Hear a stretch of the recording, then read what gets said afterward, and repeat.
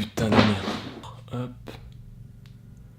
Donc voilà, on vient de rentrer, la moto est dans le salon. C'est la première vidéo de la prépa super motard de cette 300 UXC. On va passer, je pense, chez le sellier, chez les préparateurs suspension. Je vais essayer de faire vraiment un truc complet de toute cette prépa super motard. Et en gros, je ferai des vidéos par rapport à ça, par rapport à cette moto. Je t'expliquerai pourquoi j'ai acheté ça, pourquoi un 302 temps. Et puis j'espère que ça te plaira. Du coup, dans cette première vidéo, je vais t'aider à acheter une moto d'occasion. Une moto d'occasion, c'est toujours un peu compliqué. Tu peux vraiment te faire bananer, ça c'est sûr et certain. Je vais te donner des astuces, des conseils pour que ça se passe bien de ton côté. Et puis je vais te faire un petit tableau avec tout ce qu'il faut vérifier, que tu retrouveras en description. Tu pourras l'imprimer, le télécharger. L'ordre dans lequel on va contrôler tout ce que je vais te dire là, ce sera le même sur la feuille, comme ça tu seras pas perdu. Tu pourras à chaque moto imprimer ton truc, machin. Je vais te mettre pour que tu coches, etc. Ça va être normalement pas trop mal. Donc voilà, on va déjà parler de quand tu arrives chez le vendeur. La moto sera peut-être dehors, etc.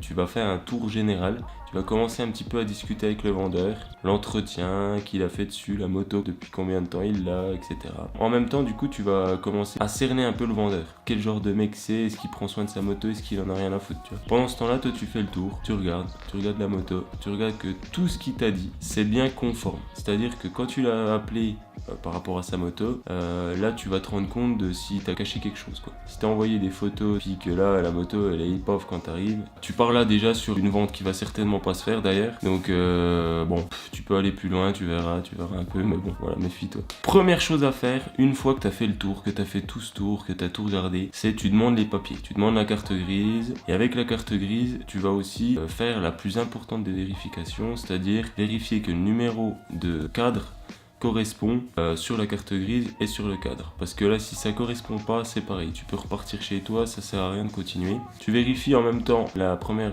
mise en circulation. Si le vendeur t'a mytho, il va pas pouvoir te mytho bien longtemps. Une fois que tout ça c'est fait, et bien là on va pouvoir passer au vérif vraiment pur et dur, quoi. On va faire 3 groupes de vérif, c'est-à-dire qu'on va commencer par la partie cycle, ensuite on passe au vérif moteur et ensuite au vérif électricité, c'est-à-dire démarreur, compteur, éclairage et tout ça. Pour ce qui est de la partie cycle, on va partir du sol.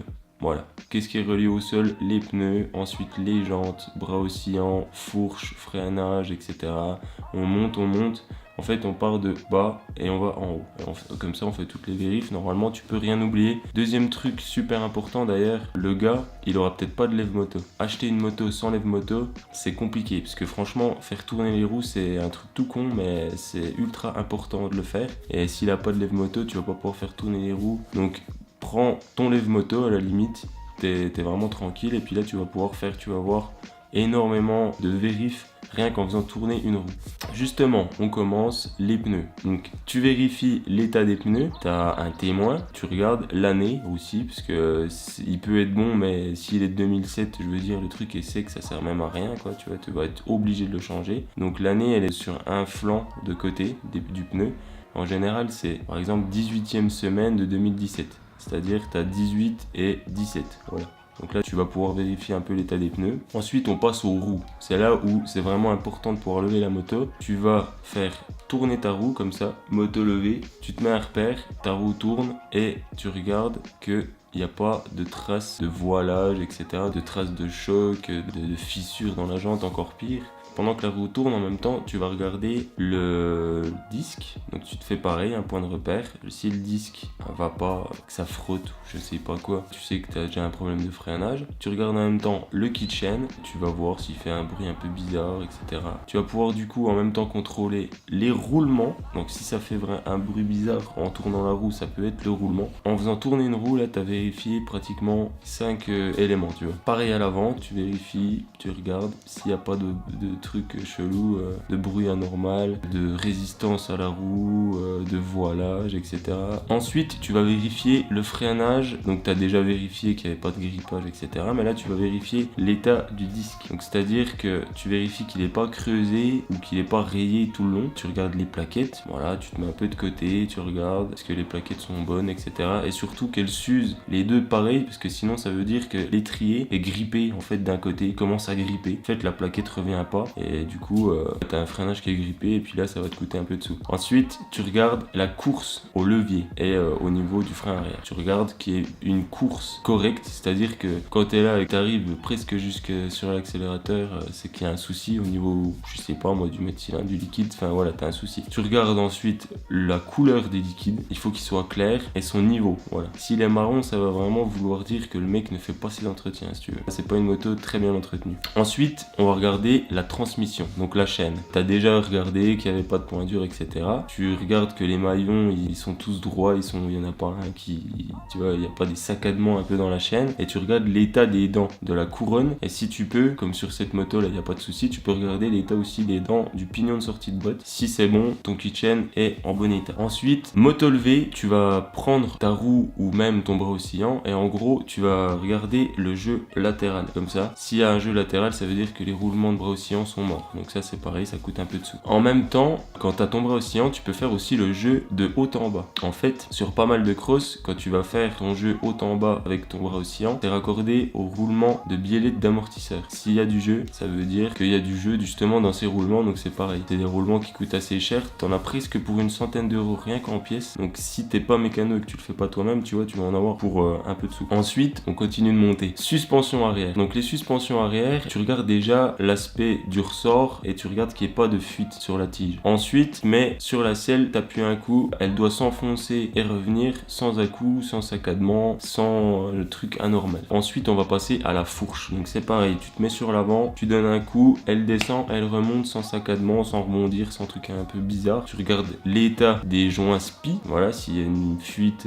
un truc anormal, ben tu vas vite t'en rendre compte. De toute façon, ça, le vendeur ne peut pas vraiment te le cacher. Tu peux regarder aussi s'il y a des traces de choc sur les tubes ou sur les T de fourche. Si tu vois qu'il y a eu vraiment un crash, parce qu'en fait, le train avant, s'il y a le moindre souci, si la fourche est voilée, si tu veux, là, c'est inconduisible. Donc ça, tu peux déjà un petit peu cerner est-ce qu'il y a eu un souci. Ensuite, on va passer à la direction. Donc là, la direction, le mieux, c'est vraiment, tu vois, d'avoir le train avant de la moto à nouveau levé. Et en gros, tu vas tourner de gauche à droite en vérifiant qu'il n'y ait vraiment aucun point dur. Il faut vraiment que ça aille de gauche à droite avec la même résistance. Ensuite, tu vas te mettre face à ta fourche, face à ta moto, et puis tu peux faire un jeu comme ça, là.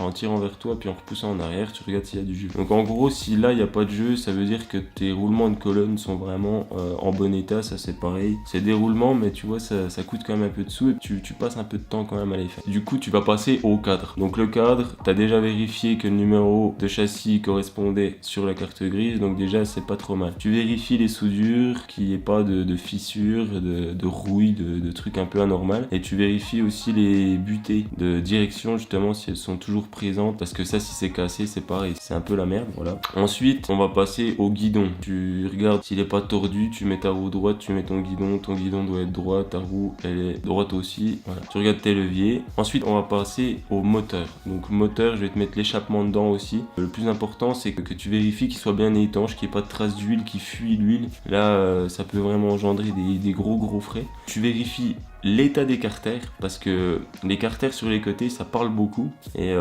bon, une moto vraiment propre, tu vois, le gars il va changer ses carters si ses carters sont niqués, ou au moins il va les repeindre, quoi. Ensuite, ça c'est un truc super important, tu vérifies l'état de la visserie du moteur. Et si tu vois qu'il commence à y avoir des vis qui sont pas les mêmes ou qui sont toutes bouffées, pas de vis sont niquées et tout ça, là si tu veux, ça veut vraiment dire que le moteur déjà il a été démonté, et puis il a été remonté en plus par un mécano du dimanche là. Donc ça c'est pareil, ça parle beaucoup. Si tu commences à voir qu'il y a des vis de partout qui sont pas les mêmes, là franchement méfie-toi.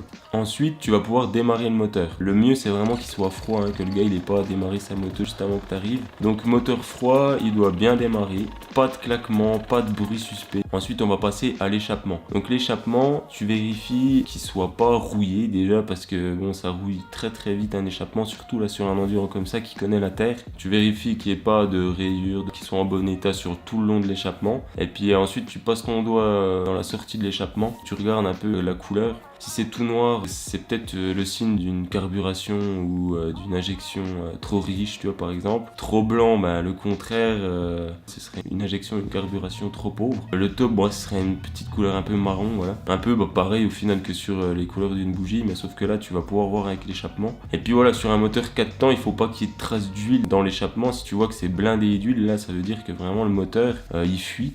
Ça peut être la segmentation, les joints de queue de soupape. Ensuite, tu vas vérifier tout ce qui est circuit électrique. Donc, c'est-à-dire que tu vas démarrer la moto, tu vérifies tous les commodos sur les côtés, là. Tu vérifies l'éclairage et puis la signalisation. Donc, tu regardes les clignots, l'éclairage avant, le feu stop à l'arrière. Tu freines, tu regardes que ça éclaire. Tu regardes le compteur, est-ce que le kilométrage ou les heures, ça correspond à peu près à l'état général de la moto. Ça, c'est assez important. Tu vérifies s'il y a des traces de démontage et tout ça.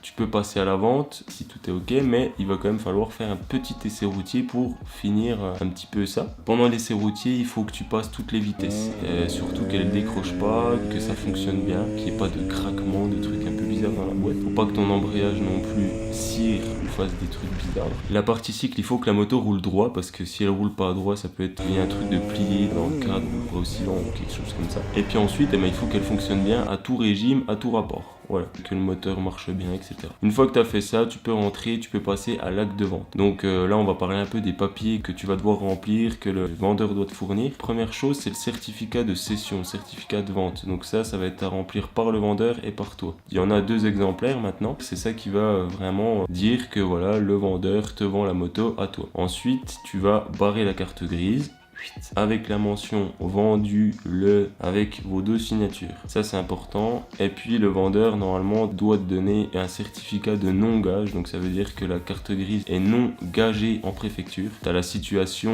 du véhicule en préfecture. Si la carte grise est gagée, et ben là c'est compliqué parce que elle est bloquée quoi. Clairement elle est bloquée, donc tu pourras pas faire les papiers. Donc voilà, la vidéo sur l'achat de cette moto se termine. La prochaine, je sais pas quoi ce sera toujours par rapport à cette 300 UXC. J'espère que ça t'a vraiment plu. Sers-toi surtout de cette fiche qui va t'aider à acheter les motos d'occasion. Tu peux l'imprimer et à chaque moto que tu vas acheter, tu coches, etc. N'hésite pas à t'en servir, à aller faire un petit tour sur Insta, à partager cette vidéo, à t'abonner surtout pour les prochaines. Et puis à plus. Allez.